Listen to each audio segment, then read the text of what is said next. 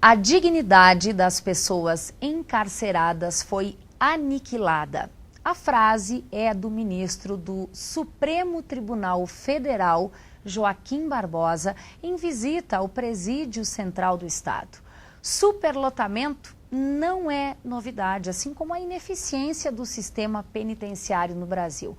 Bom, para a gente falar um pouquinho também sobre a situação em Passo Fundo, nós convidamos um professor que é especialista nessa área, é professor do curso de Direito aqui da UPF, Luiz Fernando Pereira Neto. Professor, obrigada por aceitar o nosso convite. E eu começo já lhe perguntando sobre a realidade, o que o ministro do STF viu em Porto Alegre, por sua vez, é também o que acontece aqui em Passo Fundo e em tantas outras cidades do Brasil. O próprio ministro de Justiça já havia algum tempo declarado que o nosso sistema carcerário é um sistema medieval. E o que o ministro Joaquim Barbosa reconheceu era o óbvio, na realidade, de que o sistema não ressocializa ninguém. Aliás, na verdade, é um sistema que, teoricamente, busca ressocializar e acaba dessocializando, e um sistema que, teoricamente, também busca reintegrar e acaba excluindo, porque nós não temos nenhum tipo de comprometimento nem internamente com o reeducando ou educando, e nem também externamente depois com relação ao egresso que sai do sistema. Quem chega mais perto disso, dessa recuperação, talvez seja o antigo CAS e hoje FASE, professor? Talvez tenha alguns sistemas que têm se utilizado no Brasil, como as APACs, que tem se chamado, mas são presos selecionados, né, como Goiás, Mato Grosso do Sul. O Espírito Santo é um ótimo exemplo de que há uma década atrás estava em colapso o seu sistema, inclusive é possível a sua interdição. O ministro da Justiça, Miguel Reale Júnior, na época, chegou a encaminhar isso, e hoje tem um sistema muito melhor, né? Através do investimento, foram 450 milhões de reais que foram investidos no sistema, e coisa que me parece que aqui nós estamos penando muito.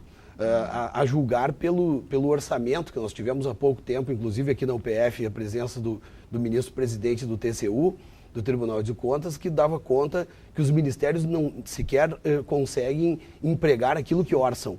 Então eu acho que passa muito pelo investimento público, sim, essa questão carcerária. E aqui nesse espaço ele nos disse também ao vivo, professor, utilizando a frase de um outro ministro, que pior do que a realidade são as perspectivas. E aí eu lhe pergunto, para onde se caminha para resolver esse problema? Há alternativas? Eu creio que sim, porque, em primeiro lugar, a gente tem que imaginar que apenas o encarceramento não leva à garantia de um controle de segurança pública e de paz social. Nós temos que pensar que nós temos uma série de outras medidas que eu não vejo que estejam sendo tomadas por parte da Justiça, no sentido de outras formas cautelares que não o aprisionamento, principalmente a prisão preventiva, que hoje está na ordem de 40% no Brasil. Então, por exemplo, você pensar no uso de tornozeleiras, no recolhimento domiciliar, né, nas prestações de serviços alternativas, são tantas que o Código hoje, desde 2011, prevê, que há uma possibilidade com relação a isso. E outra, unidades prisionais menores, aproximação da família, inserção através do trabalho, capacitação através das novas perspectivas profissionais, ou seja, as habilitações técnicas profissionais. Isso tudo leva a uma perspectiva de trabalho. Porque veja, Thaís, há uma questão relacionada ao mercado de trabalho. Se a gente pega os números de Passo Fundo, hoje nós temos, pelos números de fevereiro, em torno de 580 presos, para 307 vagas. Desses, mais de 300 deles têm o curso fundamental incompleto, ou seja, são quase que analfabetos. E ainda 320, 330 deles, conforme os números da SUSEP, sequer tem uma relação com o crime que não seja mercadológica, econômica, eu digo, de trabalho até, porque o tráfico de drogas leva à questão de pecúnia, ou seja, a ausência de capacitação no mercado de trabalho também leva a essas opções. Agora tem um outro problema que é também lidar com o senso comum, essa cultura que tem. Mesmo ele tendo o ensino médio completo, ou quem sabe até um curso técnico, quem hoje de fato consegue empregar um ex-detento? Infelizmente, a sociedade tem os seus preconceitos, e esse é um deles, professor. Um autor chamado Francesco Carnelucci, no final dos anos 60, dizia que o homem jamais perdoa. Deus perdoa, mas o homem não. E é exatamente isso. Há uma espécie de um carimbo social, um etiquetamento social através do egresso. Tanto isso é verdade que são pouquíssimas as empresas hoje que se preocupam com o oferecimento dessas oportunidades de trabalho, que, diga-se, não é a realidade atual hoje do Brasil, que tem esse desemprego em massa. Nós estamos num outro momento econômico. Poderia se pensar dessa forma, só que acaba se excluindo também a figura do preso através dessa ideia da taxação. E isso torna o Brasil hoje um dos países mais encarceradores do mundo. Nós estamos em 4º lugar em termos de número de presos, perdendo apenas para Estados Unidos, China e Rússia. Proporcionalmente à nossa população, certamente. Exatamente. A população brasileira de 92 a 2013 cresceu 36%. E a população carcerária cresceu mais de 400%. Por isso, 4º lugar em nível mundial. Professor, bem rapidinho para a gente encerrar, você nos traz aqui a falta de escolaridade por parte dos detentos. Então, a saída seria, assim, construir mais escolas e menos presídios, como muitos dizem por aí? Eu não tenho dúvida que sim, porque veja que essa capacitação para o trabalho é que pode levar a novas perspectivas. E aí sim, de ressocialização. Enquanto nós pensarmos em construir cadeias, como estamos nesse embate entre Passo Fundo e Carazinho agora, nessa última semana, e não educação, nós teremos uma situação carcerária cada vez pior, não tenho dúvida disso. Professor, muitíssimo obrigada pelas suas colocações, bom trabalho. Obrigada. Obrigado. Bom, quarta e quinta-feira sem previsão de chuva, com temperaturas sempre mais baixas no amanhecer. Veja então os detalhes na previsão do tempo.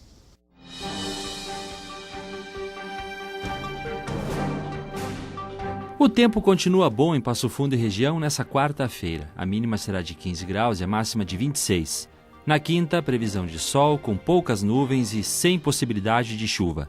Mínima de 14 graus e máxima que chega a 28. Cinema de graça e que é o que propõe o projeto Arte Sesc Cultura por Toda Parte. Amanhã será exibido o filme Meu Pai é Figurante, com direção do humorista Dedé Santana. O longa-metragem conta a história do senhor Jacinto, que mora com a filha Marta e suas netas. O homem levava uma vida normal até o dia em que recebeu um estranho convite de um caça-talentos. Não se preocupe, que eu vou passar. Eu tenho certeza que eu vou passar. Preciso fazer novela. Esse papel não precisa ter todos os dentes na boca. Eu falei que eu precisava de gente bonita. Que arrumou esse amador? Resbalei nas lágrimas e aí atrasei pra chegar. Eles reconheceram o meu talento. E ela foi muito simpática. E nós fizemos uma grande amizade. O senhor não tem o perfil do personagem, não está capacitado. O filme começa às 14h de amanhã, será exibido então no Sesc e outras informações pelo telefone 3311-9973. Bom, se você olhar com um pouquinho mais de atenção em algumas lojas do centro de Passo Fundo, você vai ver nas prateleiras, junto a televisores, aparelhos de som, equipamentos com um designer retrô. São os novos toca-discos. Além desses, tem ainda aparelhos super arrojados e equipados com o que existe de melhor em tecnologia. Tudo isso motivado por uma turma que só vem aumentando. E envolve desde gente do rádio até profissionais liberais. Acompanhe agora a segunda reportagem da série sobre discos de vinil.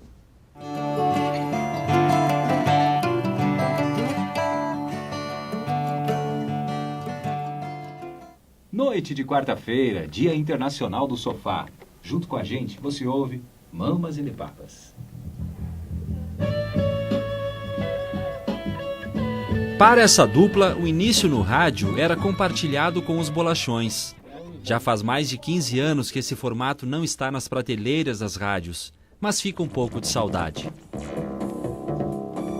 Separava as músicas no disco de vinil, separava faixa a faixa, é a faixa 13, então vai lá com a agulha na faixa 13 e bota a tocar essa faixa, enfim, funcionava assim. Um trabalho mais manual também. Totalmente manual, na verdade, o cara ficava sentado no estúdio, era muito mais, não digo trabalho, mas no sentido de era um movimento intenso. Porque a gente vivia um mundo diferente, né, com o vinil. E aí tinha aquela expectativa de ter o CD, que tinha muito mais qualidade, tinha mais agilidade na hora de fazer a operação, né? E o vinil, a gente tinha na nossa ideia que era algo ultrapassado, né? Que a gente estava entrando numa nova era em termos de formas de você ouvir música, de tocar música. O Evandro começou no rádio no início dos anos 90. O Cristiano, na metade dessa década. Profissionais que trabalharam como operadores, mas também fazendo ao mesmo tempo a locução e a sonoplastia das músicas. Hoje em dia, ao passo do que é o computador que está tocando um playlist pronto ali você tinha que colocar música. Cada música era tira, toca discos, coloca a próxima, tira e coloca a próxima. Quando o CD chegou com nenhum tipo de chiado, era simplesmente você ouvir a música limpinha, para mim foi o máximo. Fica difícil as rádios voltarem a tocar músicas de vinil, mas as lojas de varejo já estão comercializando toca-discos. Nessa, eles são muitos e de diferentes formas. Chamados de retrô, ocupam espaço junto a aparelhos de som e outros equipamentos. Além da tecnologia, está trazendo assim aquela coisa de antigamente, aquela linha retrô, mas não está deixando a tecnologia de lado, né? Está trazendo os dois juntos num casamento só. Os aparelhos são similares aos antigos 3 em 1. Tem toca-discos, CD, MP3, cartão de memória, rádio e alguns até toca-fita. Os preços variam de R$800 a R$2.000. Mas existem aparelhos para outros tipos de bolsos. O Diogo montou em casa um sistema importado.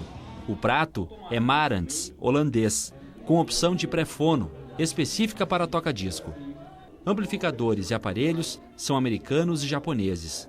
Só as caixas de som são nacionais.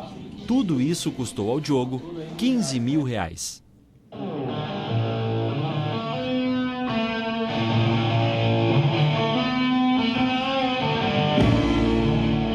O primeiro disco que eu comprei foi um disco dos Beatles, que eu tinha em torno de 12 anos. E era um vinil.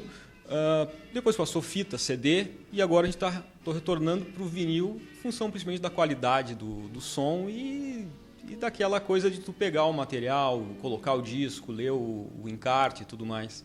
Quem vendeu os equipamentos para o Diogo foi o José Inácio. Há 20 anos no mercado, ele trabalha com marcas nacionais e importadas. É um segmento que nunca deixou de existir e de 5 anos para cá, voltou com muita força. Hoje o vinil você consegue ouvir as músicas com uma diferença muito grande, né? Você no MP3, o próprio CD, né? A gente viu que o pessoal que volta a ouvir o vinil, ele investe. Ele gostando, ele investe, pode ter certeza. Eu noto que o som é diferente. Mesmo MP3, CD, Blu-ray, o vinil tem um som diferenciado. Principalmente por causa dos graves, principalmente dos agudos. Ele tem uma qualidade sonora melhor do que as outras mídias, né? Se a procura por disco de vinil tem aumentado, é importante que o varejo, assim como lojas especializadas, tenham voltado a vender toca-discos. Uma tendência que reacende o sentimento de nostalgia dos apaixonados por esse formato musical. O vinil é muito mais caro hoje para se adquirir. É uma mídia que, se não tiver um certo cuidado, vai riscar, vai estragar, e o cara vai ter que comprar uma nova ou vai ter que... não tem como consertar, na verdade. Ao passo que o MP3 todo mundo pode comprar, pode ter. Então o DJ que toca com vinil, na verdade, tem um destaque maior. Agora, hoje tem essa coisa do charme, né? Do barulho do vinil ali tocando, e naturalmente que a qualidade, que as pessoas que são mais técnicas, que entendem mais essa questão sonora, de áudio, eles dizem que tem muito mais qualidade o som do vinil do que o do CD. É um exemplo de um cara que só toca com vinil no Brasil, o DJ Mal, cara de São Paulo, toca só com vinil, então esse é um dos destaques dele, na verdade. E para quem trabalhou com vinil, vale aproveitar a gravação da matéria para brincar um pouco e saciar a nostalgia.